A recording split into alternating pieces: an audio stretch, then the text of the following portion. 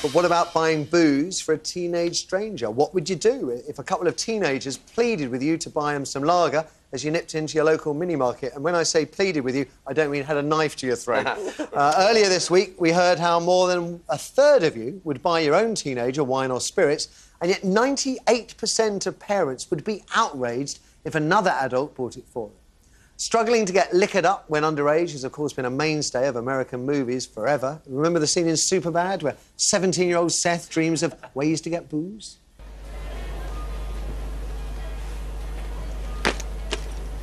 Oh. You dropped your purse, ma'am. Would you like some help with your groceries? Well, that would be lovely, young man. Would you like me to buy you alcohol? That would be lovely. Enjoy your remaining years. I will.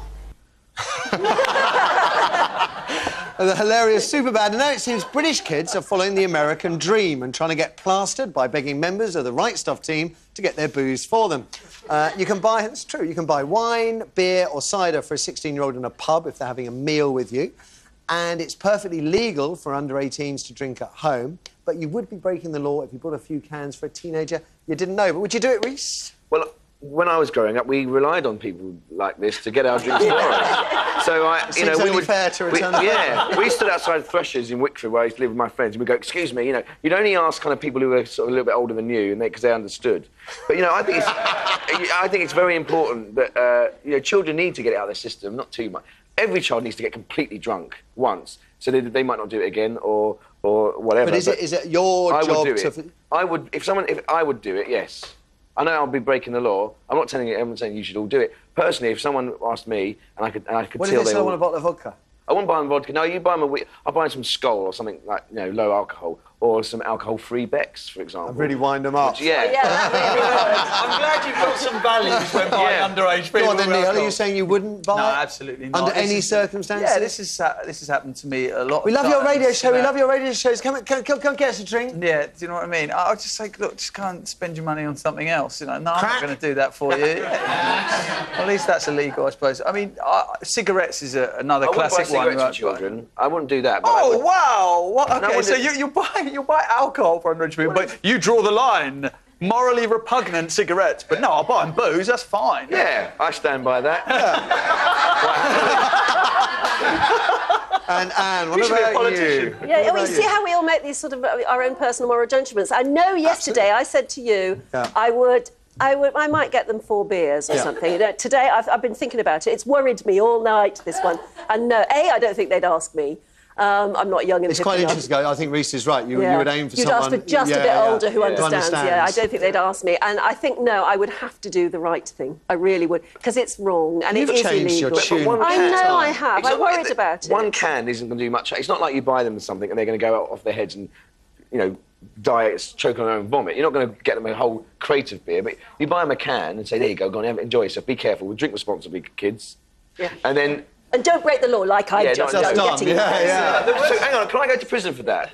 I mean, not anymore, because we don't have any prisons. We're going to shut them all down. Everyone goes free. You might end up in the stocks, and that little swine you just helped out might end up throwing the can back at you. Can I just say, as a DJ, everyone in the club assumes you've got drugs. So if you're a DJ, and there'll always be someone afterwards or before, and they'll go on, mate, you got any drugs? So can I just go, a message to the nation. When you see me DJing, I do not have any drugs. Just let me play records. Let me get out of the club and just to make it absolutely clear, this isn't because you've done them all before you started DJing. That's just to make it absolutely clear. He's a drug-free guy. Leave me alone. The question is, would you buy booze for a strange teenager? Is there any other kind? Let's find out. Yes, exactly. OK, first we have Hannah on line 2. You probably have problems getting booze even though you're overage, don't you? I actually had to ask someone the other day to buy me a bottle of wine to take home because they didn't believe I was overage. So I rely on people like you. Thank you. I'm here for you. Email me and I'll go around to anyone's off licence. I'm your man. We've got Hannah on line 2, Matthew. Hannah, good morning. Good morning. Would you buy cans for a 17-year-old lad? If you thought he was 17, if he told you he was 17, he's going to be 18 next week, would you buy him a couple of cans? Oh, well, I'd be very, very tempted, but I'm going to have to say no on this one, although I like to think of myself as quite liberal. I like to think, having a teenage son myself, that he'd come to me for his requirements and not have to be asking strangers. Really. Right. So you'd like to think you've got the relationship with your own child, so that situation is not going to crop up for them. You said you'd be tempted to do it for a stranger. Why? Is that because you believe, like Rhys does, that there's no harm in a teenager knocking back a few cans in the park? Well, as you said there, I mean, you said a lad who looks about 17. I mean, obviously, in that situation, you might feel a bit sorry for them as they're so near to being to the age of being able to buy the drink. But, oh, yes, I'd have to judge that on the situation, really. OK, it's quite interesting. There's a lot of disapproving looks from the audience. Kirsty? OK, line 3, we have Paul. What was that? Oh, because they want all the booze for themselves. OK, Paul, good morning.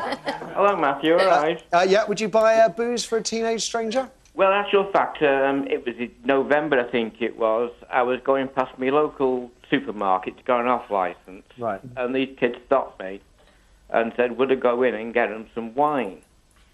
Right? So I said, yeah, sure, So they gave me a £5. So I goes in. I wasn't going to get it for cheap wine, then, isn't it? It's not good quality. I goes in, goes to the counter, tells the girl outside that there's some kids trying to get booze. Yeah. Right. But I said, do you want me to buy them some wine for a £5? I said, so have you got £5 worth of wine gums? Oh.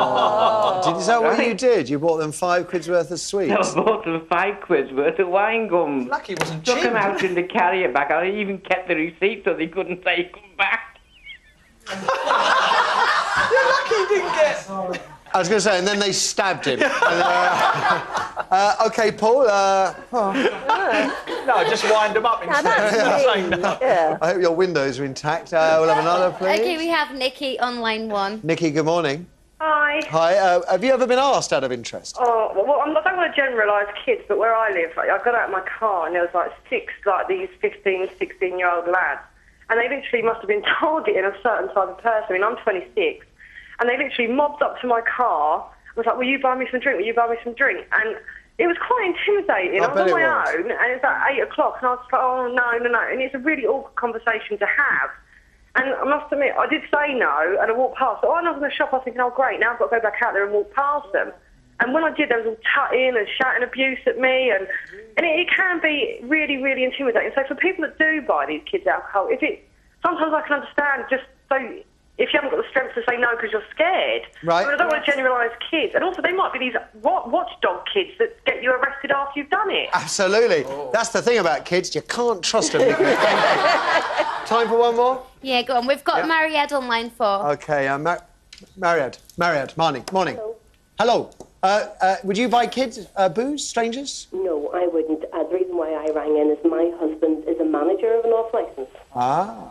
And he gets into an awful lot of trouble if teenagers found with drink on them and they find out it came from his shop, even if they didn't purchase it and they got it from somebody else to do it. Is that right? It comes back to, or it could come back to your husband? Big time.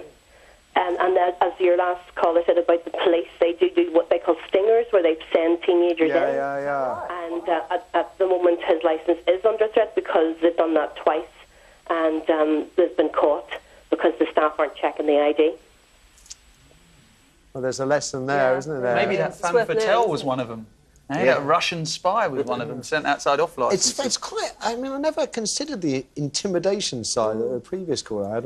So if you say no, you've got to walk past them again on your way out. Yeah. It's better than them stealing it, though, because they could easily go in and steal alcohol and intimidate the... You know, at least they're polite enough to ask, do you mind buying me some? And then but not if they're ganging up on people and sticking it in their face. Yeah. Just, OK.